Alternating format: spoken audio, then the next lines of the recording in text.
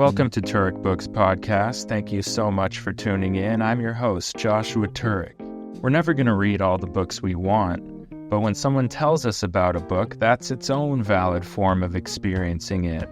Our guests come in to talk about the books that left lasting marks on them as readers, and that becomes a springboard to who they are, who I am, and maybe who all of us are. So sit back, relax, and enjoy it. And who knows, maybe you'll end up grabbing a book or two. Maybe you've read some of them and it's nice to hear someone else talk about them. We want this to be like a book club, but without the guilt. Thank you for tuning into a very special episode of Turek Books Podcast. We're doing it remotely with a guest I'm so excited to have. He's an actor, an activist, a writer, Dallas Goldtooth. How are you? The crowd goes wild. Yeah. Hi, everybody. I'm good. I'm great. Any of that accurate? I think all of it accurate. I'm a semi-retired professional pole dancer. No, I'm not. I'm just making that up. But no, I'm happy to be here. Hi, everybody. Dallas Goldtooth. Yeah, happy to have you here. I'm just an admitted fan. I don't watch a lot of TV these days, but I did get into Reservation Dogs, and I think it's one of the best things I've seen in forever. And your performance is just like so uniquely awesome on that show that like it just spawned me to look you up. And then I was like, oh wait, we have some people interrelated. Could I in any way possibly, and then I saw all your activist work and so Elizabeth, our mutual friend, she reached out and, some time went by because you're a busy person doing real life things, not just sitting in a library like I am currently. I'm in the study room of a library. But the night before I heard that you wanted to do the show, I was reading this book by Nick Estes, and your name literally appeared in it. And then I was like, okay. And then the next morning I heard we could talk. So, I'm just thrilled to hear what you have to say and chat about books with you. Oh, I'm excited, man. Thank you so much for that introduction of sorts for you and me. Yeah, happy to be on here. I'm gonna be honest, like lately I've been I read a lot of audiobooks. Okay, And cool. that's like the primary way I consume media now. But I do have a lot of books here in the home and everything. But um, I just find myself because of my time, and I'm a father of 5, Okay. and um, when I'm not filming, I'm not working. I'm a suburb dad. Like, you know what I mean? Like my time is very occupied with making sure that they survive until tomorrow, and then the day after that, like it's one day at a time kind of thing. Um, and so like I find the only moments I can really read of sorts is when I'm listening to audiobooks in between I'm doing chores and stuff. And it's an interesting change for me. So sorry if I jumped right into like the content of the podcast, but I'm so excited to be here because I rarely get the chance to talk about books and what I read. So, and is there echo for you or is it just me? No, are you hearing some echo? I am, but it's probably just on my line. That's all good. If you can't hear it, then I think we're good. You got the Drake auto tune going right now? Yeah. Okay. First off, you have the distinction of being the guest with the most kids on our show, so that's pretty cool. I'm one of 7 kids, so I come from a big family, so I feel that. But the other part is, did you ever get your own room? Briefly. There was a moment where my parents pretended like we had money. And so we had a bigger house than we should have, followed by a bankruptcy and whatever else. So there was like a sweet little moment, like, because I'm the second oldest. But I remember like before we lived in that house, my sister and I, we were the only 2 kids. And we slept in like a cupboard together, and it had fire ants crawling around the perimeter, which is a great way to keep your kids in check, is to just build a little fire ant perimeter. So yeah. For a second, do any of your kids have their own room? Yes, my son, like we have 2 kids that have their own room. One kid has his own room to himself. The other one is a pass through. Like we have to go through their room to get our room. So it doesn't, for them, that doesn't count. But for me, that counts. That's Okay. your own room. Yeah. Um, but yeah, I grew up with a family of six, like six siblings. We had seven, but my oldest brother has already moved out by then. Right. Um, but yeah, I didn't have my own room until I moved with my auntie for a summer. And that was plush living when you had your own room and she was the cool auntie. Like that was a good time. Game changer, And huh? and I had a TV. Okay, so what reason was there to leave? Just snacks, I guess. Exactly. Until she got a new boyfriend and I got the boot. Ah, uh, nothing like Yeah. that interruption. Yeah, that reminds me. Like once my mom had a boyfriend and she ordered like an extra large pizza, and he ate like one too many slices of the pizza, and it just like my childhood ended right there. I couldn't believe it Oh man. because I was a big Oh, eater. good old I'm trauma in talking life. adults interrupting our sacred spaces as Yes, kids. Yeah. absolutely. And going back to you talking about audiobooks, we've had a lot of guests who that's how they take in their books. One of our guests, Jeff, he mixes the book and the audio. When he hits a dry patch, sometimes he needs the audio, but I always say like that's the original form of storytelling, right? Yeah, yeah, It's yeah. oral storytelling. And so I'm totally with it. I'm like so into my books and my own voices in my head, but I don't know that that's just the way I've taken in story for so long. But yeah, I think like oral storytelling, like that's kind of what an audiobook is. Yeah, I agree. I've never been one of those people that um looks down upon audiobooks, right? I've always seen it as just another way to consume the media and hear stories, just like you're saying. Yeah, I've encountered a couple of people where they're like, "That's not reading. That's not reading," and I'm like, "Yeah, but it's just like it is. I'm still learning the story. I'm still following along. So forget you." That's right. Um, but yeah, no, it's one of the main things I do. And I quite enjoy it. That's I've always been a kind of an avid reader growing up, but you know, as I've gotten into my adult years, actually in the past 10 years, I've found myself lean more towards sci-fi fantasy, interesting. and I really I've had time.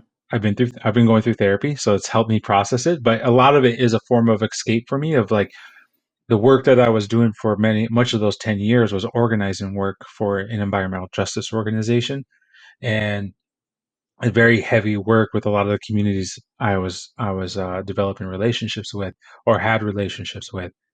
And it was just a way for me to just like go somewhere else, right? To help take my mind out of the fucking shithole that is climate chaos right now, and really imagine something different, or just to help me process what I was experiencing. So I very much see it as has always been, well, lately it's been a very much of a therapeutic process for me to dive deep into stories.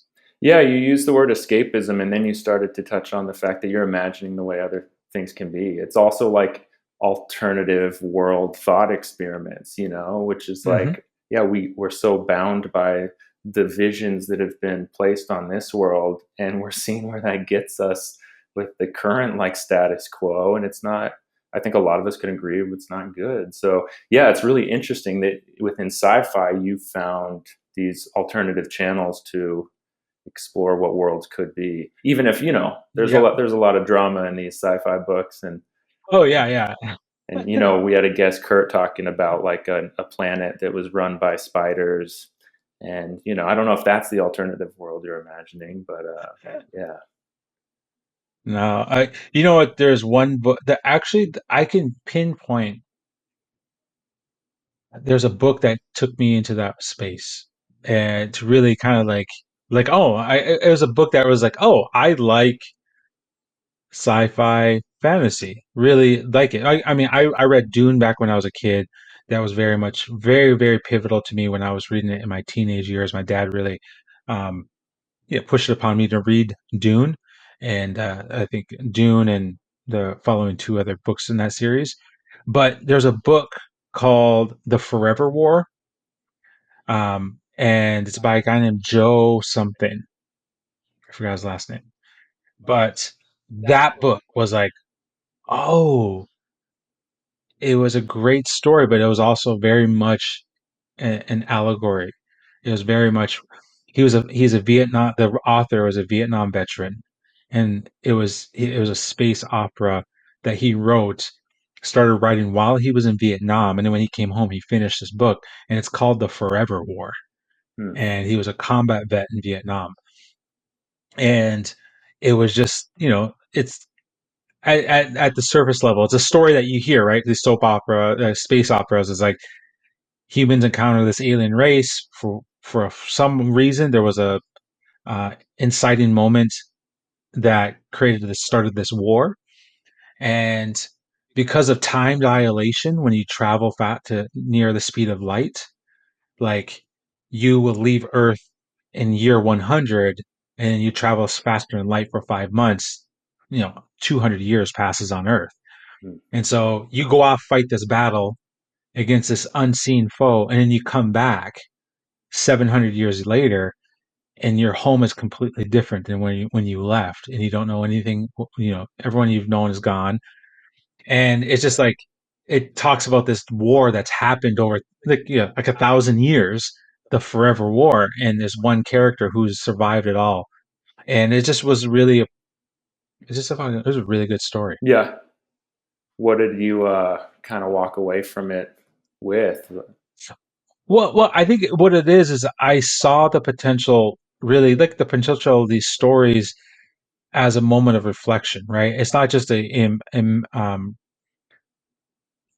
there's one, there are those stories that radically imagine a future in which we exist, and then there are those stories that really dive. They're really a therapeutical, they're a process of process. They are processing what we have experienced in a different format, Mm, right? It helps us better understand why we are the way we are, or why we are here in this moment. And that's what I really saw in that book, was just like this. I think I really took to heart the backstory of the author in this. right. The fact that he's a Vietnam vet and he was Yep. writing And this that, actively in a war that shouldn't have been happening. absolutely, that's what really got me. Wow. Yeah. Pretty impactful that that's the one that came across first for you as you're thinking about him. Yeah. Yeah. Yeah. Powerful, powerful. It is. It is. I I don't know how you do it, but I did pick some books, physical books that I have here in my house as well. Yeah. So Yeah, well, yeah. I think generally, yeah, you kind of like it's almost like a show and tell, and like something that you really feel excited about telling the world and talking to me through it. I guess. Yeah, man. Can I swear on here? Yeah, I swear. Yeah, we haven't been picked up Oh by yeah. PBS yet. We're trying to get that public access deal, but it's proven elusive so far. Okay. So there's this book there's this book I read.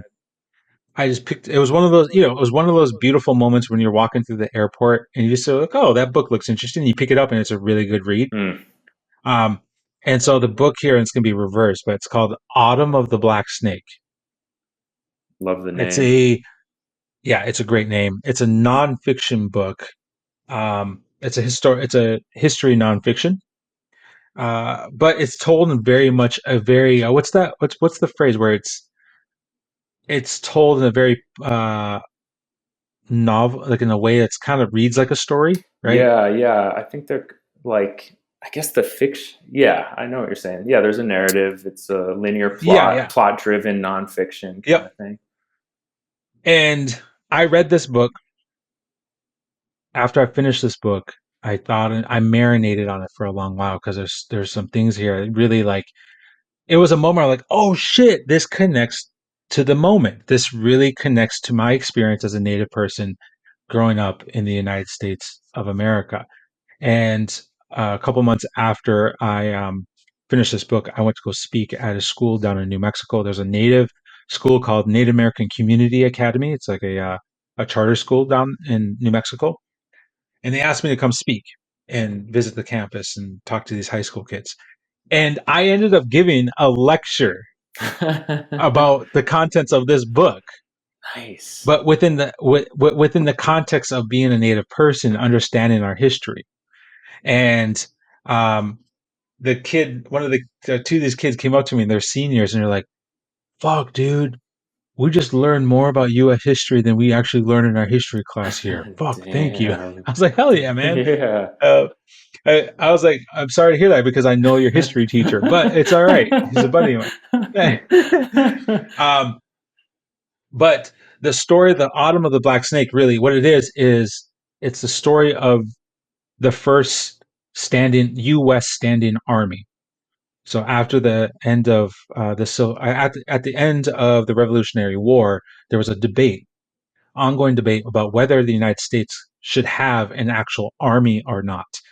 And there were many of the states who felt like, no, we're good with militias. We're good with our local army. The fear, of course, was if you have a standing army, who's in charge of that army, right? And it's one, the fear is like, oh, if it's the president, that's one step close to what the monarchy was doing from Britain. And there was a pivotal battle, and the battle was for the Ohio River Valley, and um, there were Americans were slaughtered. Like the soldiers were just completely slaughtered in a very coordinated. It was the what the great it was a victory for the Delaware and Miami tribes who lived in the Ohio River Valley. And there were it was a bigger loss than the Battle of Little Bighorn. We always hear Battle of Little Bighorn. You always hear about that, but no, this the Battle of the Wabash River was was a bigger loss. And what that did is that incited George Washington to work with Knox and Hamilton to leverage to have a standing army, to say this is why we need a standing army. And the part where I want to I'm condensing it all down here for your listeners, and just why I felt so compelled to share this with a bunch of Native students is the lesson here is that one of the reasons, one of many reasons, but one of the key reasons that American colonialists were frustrated with the crown is that the crown prevented them from moving west beyond the Appalachian Mountains. Mm. They explicitly said you cannot cross into the Appalachian Mountains. And a lot of the land east of the Appalachia was owned by, rich landowners. And so during the Revolutionary War, the U.S. said, well, we're going to give all you veterans land out west, land that hasn't been charted yet, land that's still, um, Native people are still living on that land. And Jefferson, George Washington, huge land surveyors. A lot of their money came from land surveying. Jefferson and Washington bought land rights west of the Appalachian Mountains, and then after the war, sold that land to the government, who gave it to veterans Mm. from the Revolutionary War. But I'm getting to it. I know I'm long-winded here, No, but no, I'm listening. really, it was because Native people were living on the prime fertile farmlands of the Ohio River Valley. And so the US, the colonial system couldn't move west because indigenous peoples were still inhabiting that land. And so in order to unlock the land for capital to farm, you had to have a military go and erase the people from the land. And so the formation of US capitalism was started by forming a military to go in and remove the indigenous peoples from that territory so that colonialists can move in and set up their settlers can move in and then race the forest and build farmland. That's where the United States Army comes from. That's where the military standing army comes from, is for to remove native peoples for capital, or for land to be used as capital. So that was my book for y'all. You should read it. It's a pleasure. Yes. No, that's such a great explanation. Thank you for that history. I mean, that is what spawned the military. And now the country is, we are more a military than we are a country. I mean, Absolutely. that we are like Um, we are a country that's laboring to feed our forever wars, and that began with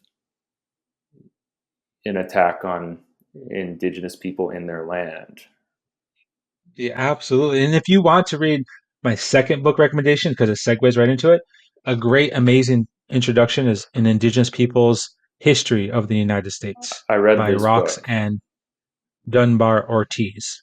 I read Great this book. book. I've made videos about this book. I can't recommend it enough. So I'd love to hear what you have to say about it. I didn't read it until first year of college. I took a native. I went to University of California, Berkeley, and I was an ethnic studies major, and it was my first class there. That was one of the first books we read, and it was very pivotal for me because my public education really didn't talk much about indigenous experiences in the Americas beyond the cursory, like, oh, they Columbus was here and there's people that were here when he came, and um just little those little blips that we get in our public education system about what was here before Columbus or even after. And so it really helped kind of provide a good foundation for further learnings about you know Native American history, American Indian history, Indigenous history, in the context of the colonial project that is, you know, the United States of America or Canada, or whatever, or whatever nation state you're being colonized by. But within this context, it was the United States of America that we were talking about. So it was really pivotal, and I think it's just great for folks to really understand these things. And it's not all historical; it's like really helps connect. Like this is a very much a contemporary. These are contemporary issues too. Absolutely. Down to like some things that jump into my head are like how like there was a thriving series of civilizations here. These roads that we think the United States built, they're over native trails that were already there. There were pathways cut through this land. Um, and then she touches on a really interesting of the commons, how in Europe pre-dominant Christianity, there was common land that people shared and worked together. And then just you touched on earlier the introduction of capital and how that changed the way things went, and the sort of feudal system, and then the reduction of that feudal system, and then how that Hmm. mentality was brought here. Um, and also the beautiful thing of that. Sorry, I'm talking more about your book than you are. You're good. You're all good. This is one of the most important books I've read this year, actually, and um, just how just the ongoing resistance of the people indigenous to North America. It's not a Absolutely. coincidence. It's not an act of colonial mercy. It's a continuous act of resistance, and it really inspired me. And I grew up in public education, so this is an awakening to me.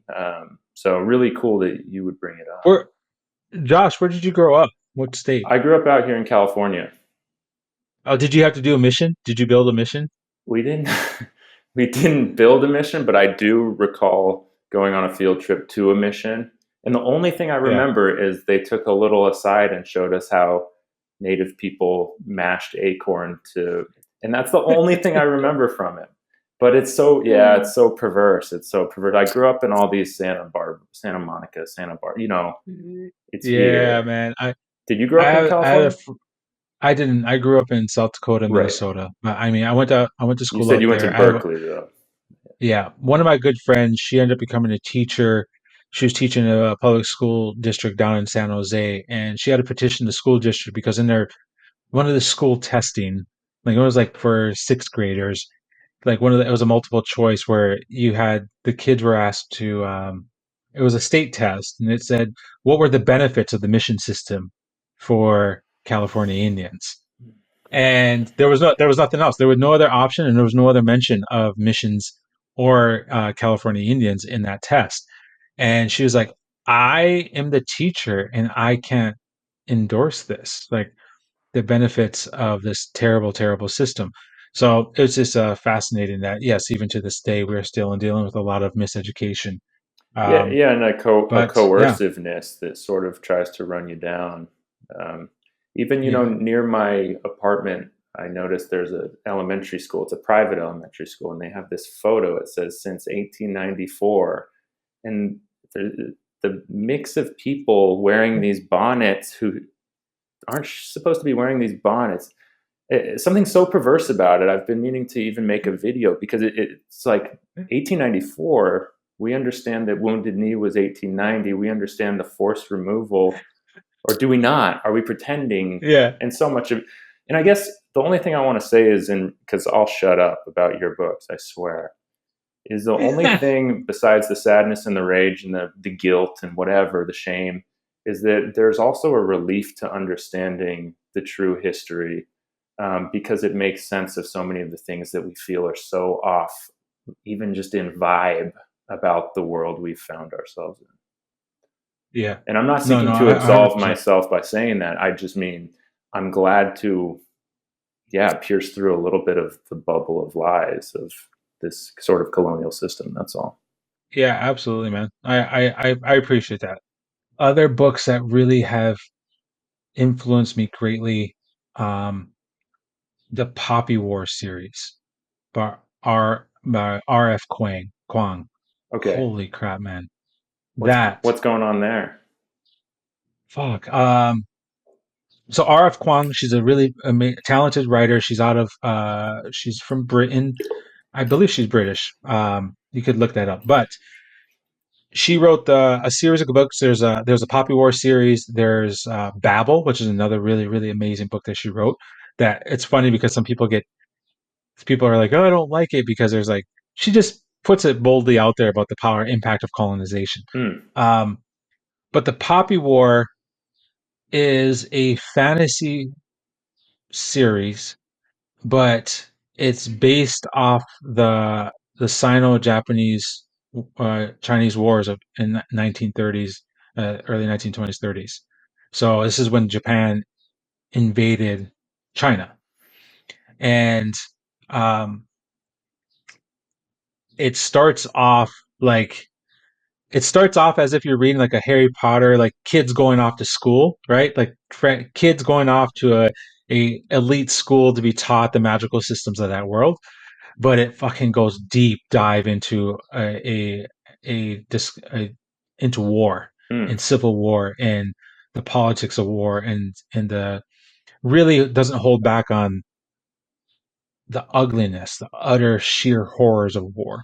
And um, there's a passage in there, or there's a whole couple chapters where the quote unquote bad guys. So then these are what the main characters see as the bad guys. They which they are. They're pretty fucking ruthless. They invade a city, and what it what she does is she literally passages from the massacre of Nanking, Hmm. um, and literally takes people's quotes from that, and it's in this book. And so you're reading it, and it's a moment for those that once you realize it is she's describing this massacre. So it's like it's not just you're in this world, but then there's a higher element, there's a higher level to this because a lot of us never heard about the massacre of Nanking and what the Japanese did to the Chinese citizens there, and it's horrific. It's just gut punching, but at the same time, I appreciate it so much because I never learned that story. Hmm. And so it was through this fantasy story that I learned about that history, and it took me down those threads. I'm one of those people that likes to read and then like do side research on the side, right? Hmm.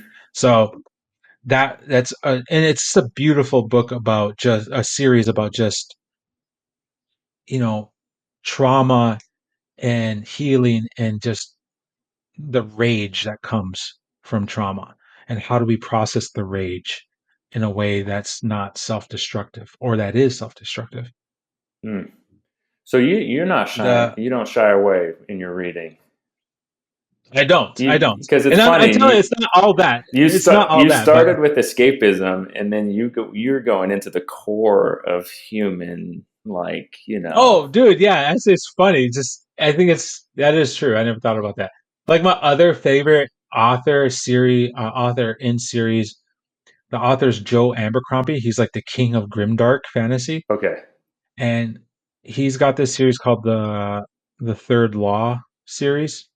Um, and it's so grimdark, and it's just gray tones. It's all the characters are gray tones. There's no clear good guys, no clear bad guys. They're Mm, all just fucking all have them. They're all one of my buddies described it is they're all bad people doing bad things, wishing that they were good. mm, Like, and it's just really good. It's so well written. He does action really well. yeah. Joe Abercrombie is his name. Joe Abercrombie in Amber. the series, the first book in that is called The Blade itself. The audiobook is amazing because the voice actor for that, the narrator is phenomenal Yeah. for phenomenal for that And one. this is like the X factor with audiobooks that people keep telling me is like it is kind of contingent upon liking the voice that's reading it too. It's this added layer, right, to the experience. Absolutely. No, if you can get a good narrator, then it's your a game on, right? It's But like you really get into it, and especially if they can bring the voices, the characters to life. you like that when they bring the characters to life.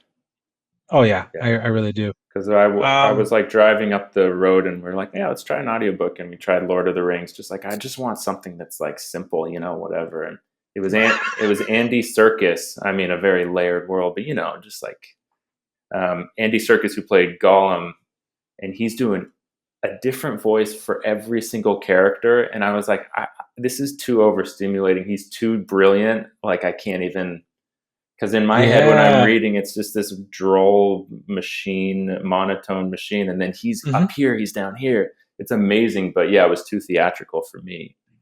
I feel that. I feel that. I remember I've listened to a couple like um full productions. There is a Neil Gaiman book called The Graveyard Book, and there's a full production of that where it's different actors for all the Mm, different parts, and mm, Neil Gaiman plays one of the main characters, and it's a bit much. Like you kind of have to put some mental energy to listen to it.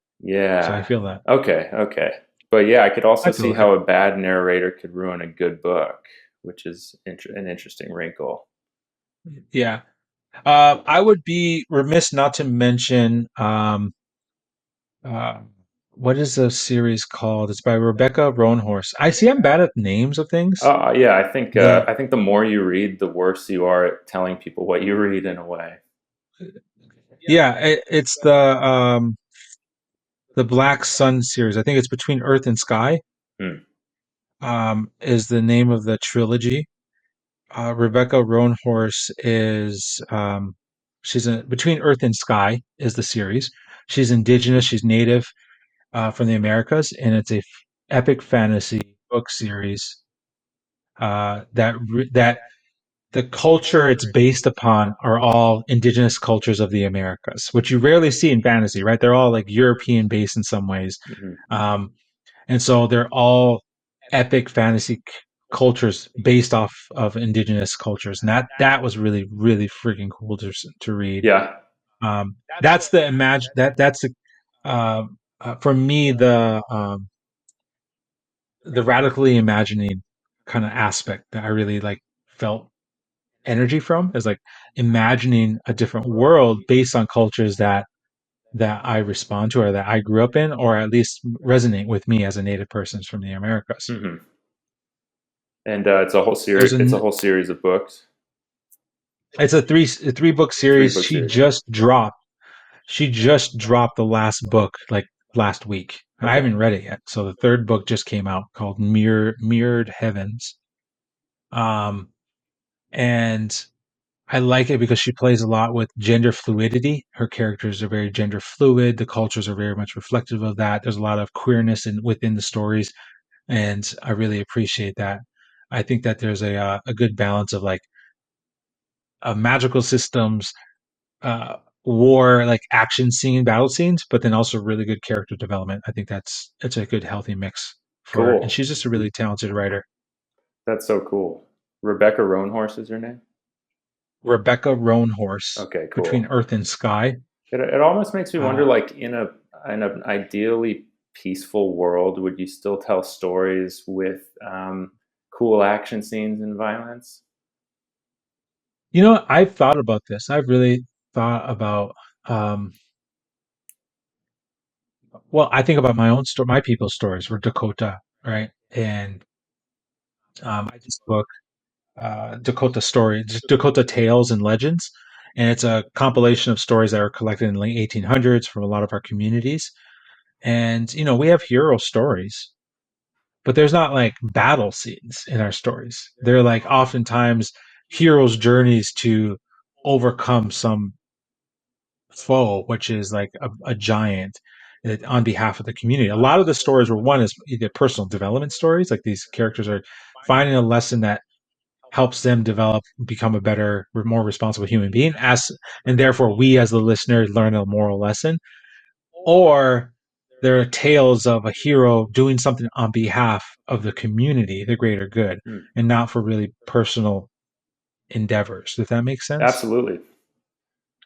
And yeah, we don't have like, I've never really heard of like we don't have stories about epic warriors who, we have stories in their families. People are like, yeah, my great grandfather, there's war deeds. We talked about like he was able to go to the enemy camp and steal 20 horses from them and come back unscathed. Like those are that, but like legends, it's not there. And maybe that's a reflection of the society, right? Yeah. Um, yeah, Yeah, yeah, and it's almost like the more communal you are, the more rarefied and individualistic violence becomes. But then in the inverted is if you're living in an individualistic society, the more mass the violence becomes. Just thinking off the top of my head, hearing you say that, um, yeah.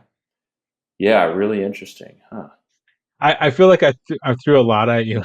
I know, and so I get I'm on a like, rant. so you're watching me like soak it in. So I hope it's okay to just pause and listen, Yeah, because no, I it's all like what good. I'm interested, stimulated by what you're saying. But I get, Yeah, it's interesting I because there's like an inherent violence in nature and hunting for food, but it's a very different thing than um, kind of what humans perpetrate to each other. Sustenance yeah, and frivolous violence are just very different. So yeah, I'm just thinking yeah. how that pertains to Well, storytelling and and what goes into and I interesting think that stories. I'm yeah, and I'm thinking on the fly here. So I could totally be off on this, but like I'm as we're talking about this and as you're mentioning it, I'm really trying to process like you know mainstream society. I'll say dominant society, right? The form of storytelling that we see and we experience comes from a dominant society perspective, which is really from I would say like a Judeo-Christian kind of background origin of and um and in that you think about how many legends and you think about the old stories, Greek stories and mythology and old legends that they draw upon. Like there's so much violence, and oftentimes there was so much violence enacted by the gods on behalf of by the gods upon humans, right? Like we are that it must do something. Like it says a lot, I guess, right? It's like ingrained into the very stories we tell. Yeah, And I'm thinking about my own people's stories. And mind you, there's a lot of stories that we've lost, but in there, there's not that epic kind of like violent nature to them. We have a story about Ea the giant, and Ea is the giant that comes in the winter, and he's a snow giant that comes from the north. And when it gets really cold, he comes in and he would swallow entire villages and take them in the night of these storms. And one of our heroes, Iktomi, who's a trickster character, uh, kills the giant, but he doesn't do it alone. He finds the giant's weakness, and the giant's weakness is laughter and music. And so he lures this giant to this village as a trap, and then the village starts singing songs and dancing and music, and it drives the giant mad, and he dies because of madness and falls to the ground, and that's how they vanquish the giant, the winter giant. That's our story. It's Wow. collective action. You know. Wow. What a, I mean, I'm like getting a little emotional because it's like, what a beautiful alternative. And what a true, just the symbols in there. Uh, Mm-hmm. yeah. Yeah. Because and people in our community, like I've my auntie has talked about this. She was like, it's real. Like one is it was hard. We were semi nomadic. Winters, people would die. Some villages would go without hunger, so it wouldn't be surprising that come spring there's a village that's not there anymore because they starved. Mm, They were taken by the winter, mm. right? And how do you process that grief? How do you process that loss? Through song, through music. How do you move forward? That bats back So the existential, the natural terror that is being a human on this earth. absolutely. Well, I guess as I reflect on it, okay. So I'm an actor now, and I've been doing acting for a while. I was a a sketch comedy group. I was in a sketch comedy group. We created a lot of YouTube videos, and that kind of got me into that. That's what led me and my group onto Reservation Dogs, which was on FX Mhm. on Hulu. Like we took a lot of our sketches that we wrote and put them into the show. But for like 10, 15 years, we were just doing improv sketch comedy shows across like at college campuses all across the United States. But while I was doing that, my 9 to 5 was I was an organizer with this nonprofit, the Indigenous Environmental Network, and like I said, that was like my bread. That's where I was like, putting my energy and my attention into was doing this work for helping frontline communities fight fossil fuel extraction in their homelands. And in that work, I I learned the power of story because storytelling is such a critical aspect of any type of organizing work that you do because every single effective social movement told a great story. If you're not telling a great story, then your movement's going to die, right? It's stories that compel us. It's stories that move us. It's really our entire existence is fucking stories. We make it all up. The entire universe. We made this shit up. We make it up all the time. What's currency? Fuck, we fucking made it up. What's currency? Fuck, we don't know. We made it up. What's gender? We make it up. We decide the terms of what gender is. Like we make up all these things because it gives us some sort of structure, right? And so there is an inherent power of storytelling that is essential to us building collective power. And that's when you get these terminologies like radical imagination, right?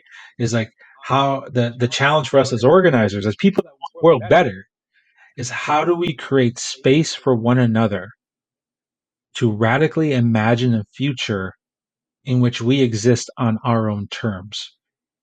And how do we radically imagine a future in which people of color, queer folks, folks who are disabled, all the folks who are the people who are determined to be on the outskirts of society, how do we radically imagine a future that's safe for them? And that's our challenge, right? To Mm. create that space for each other. And when we don't do that, when we kind of lose sight of that, that's when our movements struggle. And so for me, when I read, I kind of go with that intention into my reading, even though it is a form of escapism. It's like just me, my brain checking out, but still on task, right? It's the program app running in the background that's still taking up memory. It's trying to find bits and pieces of these authors' attempts to just kind of process the world around them through story. And sometimes it's not, it's frivolous. Sometimes it's just like, oh, they're just fucking telling a story, whatever. It is what it is. But I still try to find something out of it, right? And because that's how the mind works. Like I don't even have to try. My mind finds those connections, builds those relationships. So you could be reading a fucking epic story about dragons and another version of Scandinavia, and I'm like, oh, that I find relationship with this somehow. Yeah. That was my rant. That Dude, was my rant. I liked yours a lot. I'm like, Uh, all right, I'm in. I got another book recommendation. It actually just made me feel like I'm not totally wasting my time obsessed with stories the way I am. I'm like, Hell I yeah, knew dude. I was doing something. You're doing great. Um, on the trend of elevating other people of color, other minority authors. So we had R.F. Kuang. You have Rebecca Roanhorse. Um, the other one is Evan Winter is the author. He has a series called, I think it's called The Burning. It's a fantasy series. The first book in that is called Rage of Dragons, and it's a really freaking good series. And it's Evan Winter is an African American writer, and the culture it's based on is African culture. So it's an epic fantasy based on African cultures, and um, it's a whole conversation on colonization and displacement and war. So it is a very much war focused uh, series. But again, what I like about it is it pulls from a different cultural background than what I'm used to when being a European castles and lords and stuff like that. Yeah. And so you've read the entire series, or where are you at with it? Uh, it's a three-book series. I've only read the first two because the third book hasn't been released yet, Okay. as far as I know. Yeah. Okay. So you got a lot of different series peppered into your reading experience. Oh yeah, dude. I'm You're all over the map. yeah, you're staggering a lot of books to come, still to come that have already been. That's really exciting, and yeah, just hearing those alternative worldviews, even through these sort of more almost I don't know, yeah, you call them like mainstream genres or something, is pretty cool and feels pretty vital. I feel. I mean, we got to keep. We're talking about. I feel like one of the subtexts of our conversation is like the language you use is very much reflective of violence, right? And so, like, I was about to use an analogy. I always use it. I always say at the same time, you got to keep your mind sharp, right? Mm. You got to keep the blade of your brain sharp. Um, Another book that's nonfiction is this one called Pleasure Activism. It's written by a good friend of mine. Her name is Adrienne Marie Brown.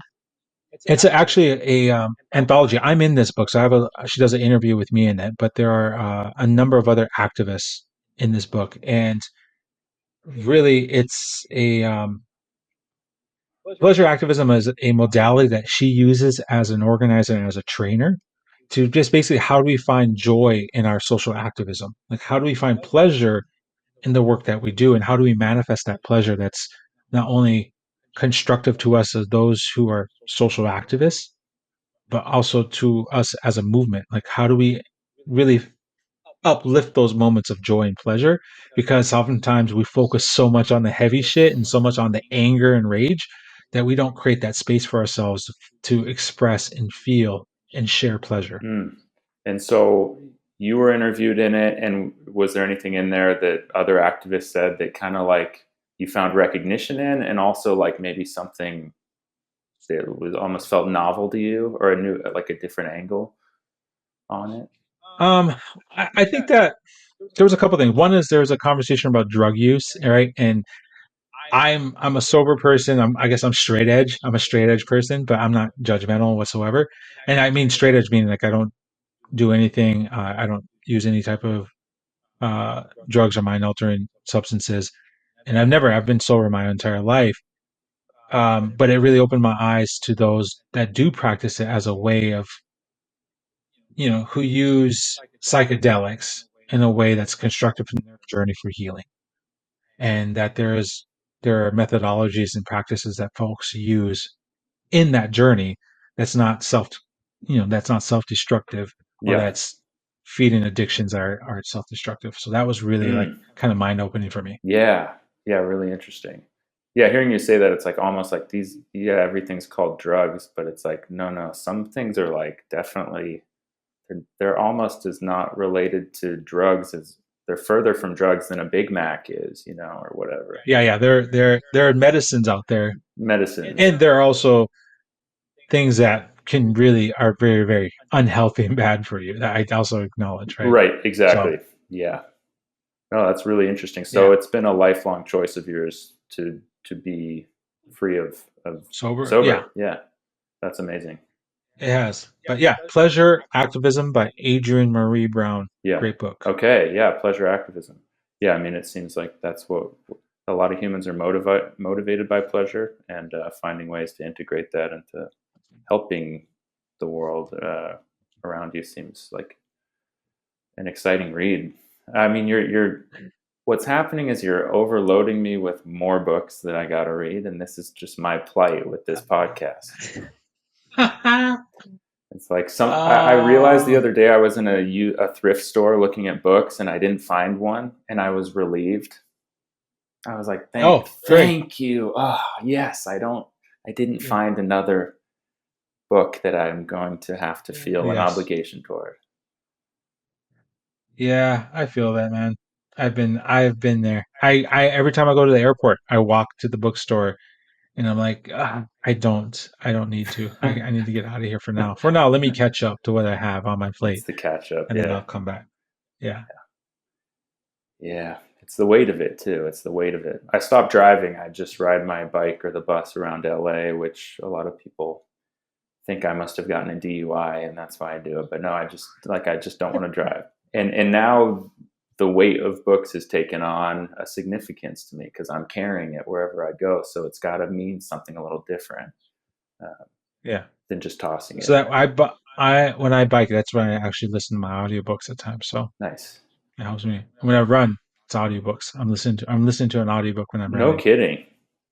Yeah. Okay. It's not like I will listen to an audiobook when I'm running. You get so But is there ever a time where you're like, okay, this chapter is not moving to the rhythm of my feet? I need. yeah, Okay. that's happened Okay. where I'm like, all right, I'm just gonna turn it off right now because this is a boring scene right now and I need something more energy. My brother was So telling me yeah. he listens to this podcast at the gym, and I was like, wow, you got to be extra motivated to work out listening to people talk about books. But also I understand that because I will listen to audiobooks when I'm working out as well. And it's almost like the white noise fan. It helps you zone out and zone out all those other distractions of the world around you. So like just even that the white noise aspect of it Okay, keeps you contained where you need to be focused. that makes sense. Yeah. Yeah, that makes sense. Well, you've And already. to your brother, keep going, man. One more set. One more set, bro. What's his name? Travis. Travis, one more set, man. You can do this. Big breath in, hold it. There you go. You got this. Make sure you're drinking enough water too. Yeah, hydrate. Oh yeah, now the motivation is sparked. Thank you for that. We're gonna have a good laugh Yeah. about that one when he encounters it. I won't tell him until he listens. He's gonna be, wait, what? he's like, he's thinking he's getting lightheaded. Maybe he's working out too hard. He's like, I could swear they're talking about me right now. Maybe I should get out of the sauna or whatever. Yeah. Funny. So yeah, you've already brought a great man. You're a reader. It's this is clear to me. Did you have any other books you were gearing up to talk about? I'm at I have a son that's 16 right now, and I'm gonna get him to read Siddhartha because Nice. I felt that was a really big important book for me growing up at that age. And then I'm gonna lay Dune on him not too long after that. Have a good conversation on Dune. Okay. Um, and Yeah. that's I guess what I'm getting. That's what I get excited about is introducing books to the kids, right? Well, and you said Dune And was so impactful to you when you were a kid. yeah, absolutely. And I don't read a lot to them. When Uh we were huh. young, we read, yeah, but I think they're all into reading. So I'm gonna get my. That's the one that I already introduced them to some books. I'm looking at some of the books that he has here, but those are the meatier books, right? Those are the ones that have some weight to them, Yeah. where he has put some thought into it that I look forward to. Yeah. I read. That reminds me that I read Siddhartha when I was probably 15, 16, and it was an impactful book. Specifically, it was like he Hmm. story of the Buddha. He grows up in the kingdom, free of suffering, and then he peeks over the gates and witnesses the suffering outside of the gates, and it's actually what draws him out into the world. And I always Mm-hmm. thought that's such a beautifully profound thing. It's the suffering that makes him want to go into the world and, potentially heal it or heal himself, or it's just the curiosity because it's the human condition. Mm-hmm. So yeah, your son better be able to paraphrase that right away, because it only took Oh me yeah. 25 years in this conversation to think of I'll put that on his to-do list. it. Or these could be the spark notes. Make sure he doesn't listen to this podcast, or he'll just pretend like you read it. No, I'm kidding. This was great. Thank you so much for spending time with me talking. I had an awesome time. Just really appreciative of you. Josh, I appreciate you for taking the time to create this podcast and to create this space, because I think it's really needed.